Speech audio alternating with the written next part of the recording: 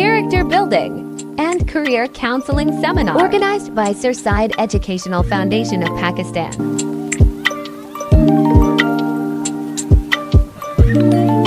आपका फ्यूचर बहुत ब्राइट है, आप बहुत अच्छे अच्छे शोबों में जाएंगे और बहुत ग्रो करेंगे।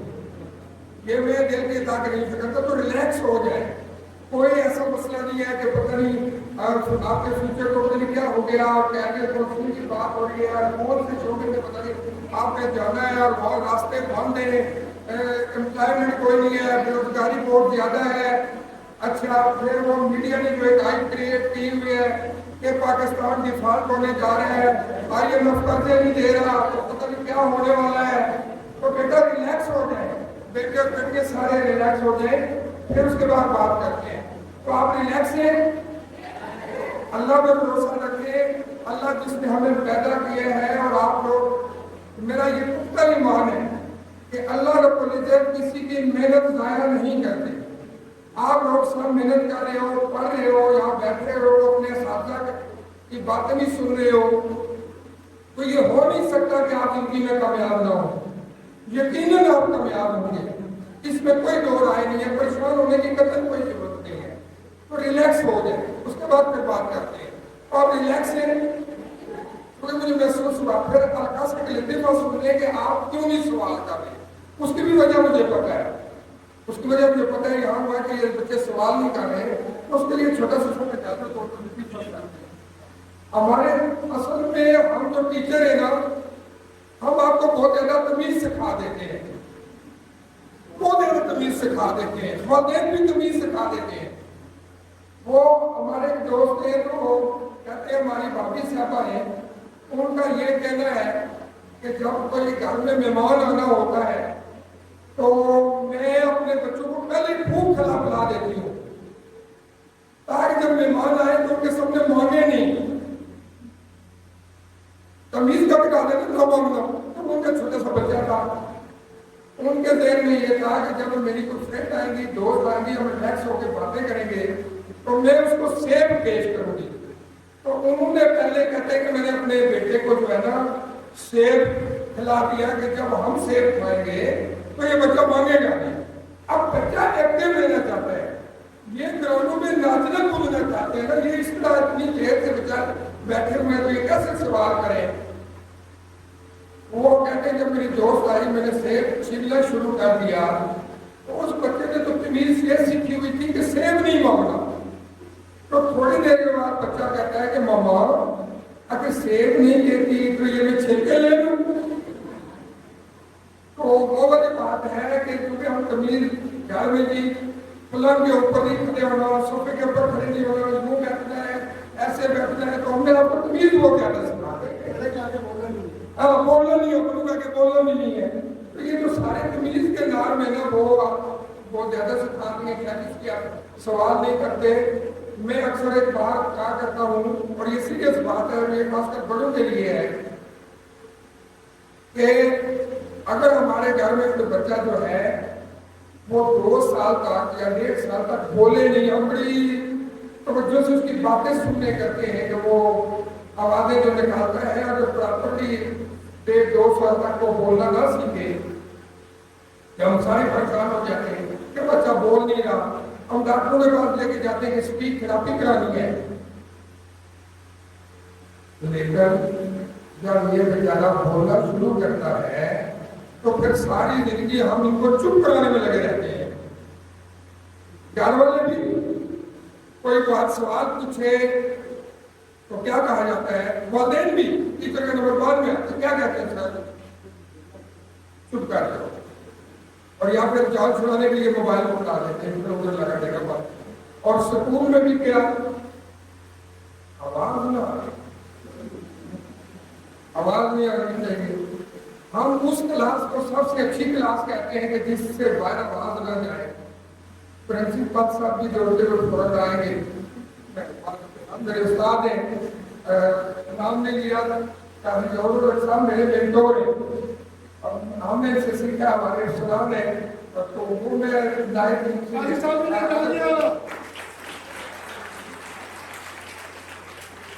مجھے بات کرتے ہوئے بھی ڈر لگتا ہے کہ وہ میرے ٹیچر میرے دل میں بیٹھے ہوئے. تو اس کے آپ سے اجازت سے اب ہوتا یہ ہے کہ چونکہ آپ آتے ہیں یہ تھوڑا سا آپ کو ریلیکس کرنے کے لیے بات کی جو انویٹیشن تھی اس میں 2 باتیں لکھی تھی, کریکٹر بلڈنگ اور کیریئر کاؤنسلنگ. تو 2-4 باتیں کریکٹر بلڈنگ سے, ابھی تک ویسے مجھے بات کوئی نہیں کی, ٹھیک ہے. تو کریکٹر بلڈنگ کے حوالے سے یہ بات ہے کہ 2 اسپیکٹ ہیں. ایک اسپیکٹ کے حساب سے ہم سب اس وقت بچے ہیں. میں قاضی ظہور الحق صاحب کا بچہ ہوں, میں ان سے سیکھوں گا. یہ جو بہت چھوٹے چھوٹے بچے بیٹھے ہوئے ہیں یہ بھی کسی کے بڑے ہیں, ان کے گھر میں چھوٹے بہن والے ہیں. تو کریکٹر کے حوالے سے پہلی بات تو یہ ہے کہ کریکٹر نہیں ڈیولپ ہوتا ہماری باتیں کرنے سے. کریکٹر ڈیولپ ہوتا ہے دیکھنے سے کہ ہمارے بڑے کیا کر رہے ہیں. مثلاً قاضی ظہور الحق صاحب سے اگر میں نے سیکھا تو انہوں نے ہمیں ڈائریکٹ کچھ نہیں کہا.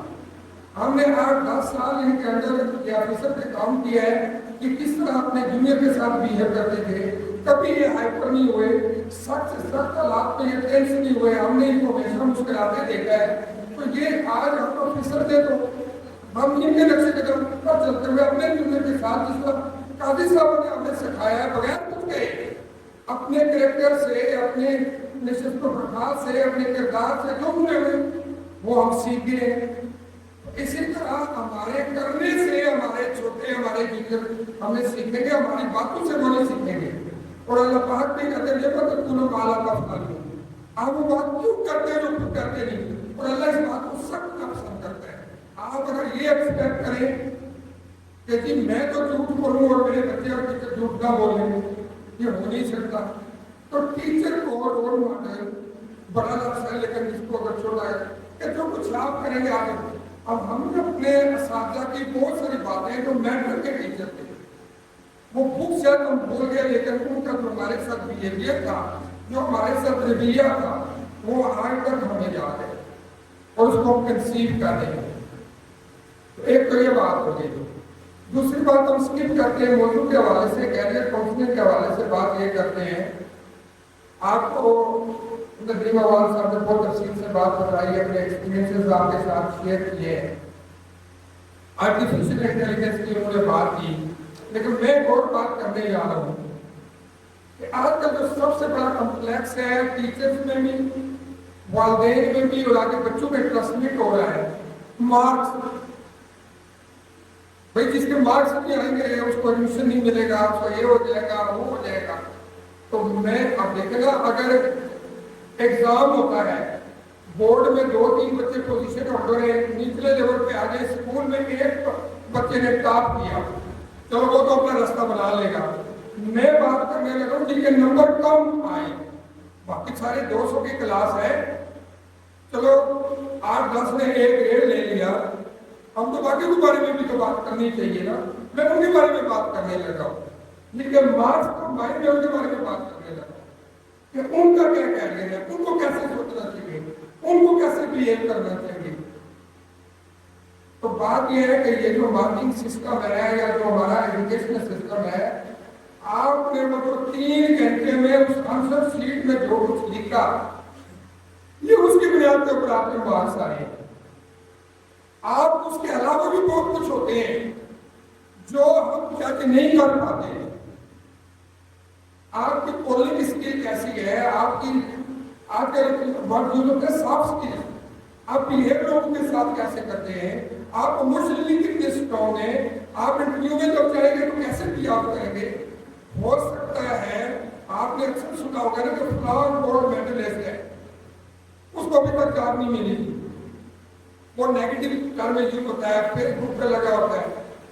مجھے یہ ہوتے ہیں کہ ہو سکتا ہے کہ کتابوں میں گولڈ میڈلسٹ تو ہو گیا ہے, لیکن جب وہ انٹرویو میں بیٹھتا ہوگا تو وہ پروو نہیں کر پاتا ہوگا, جو کچھ اس کے مارکس ہیں اس کو پروو نہیں کر پاتا. ایک ایگزامپل دیکھتا ہوں, سامنے کمپیوٹر کے حوالے سے بات کی ہے.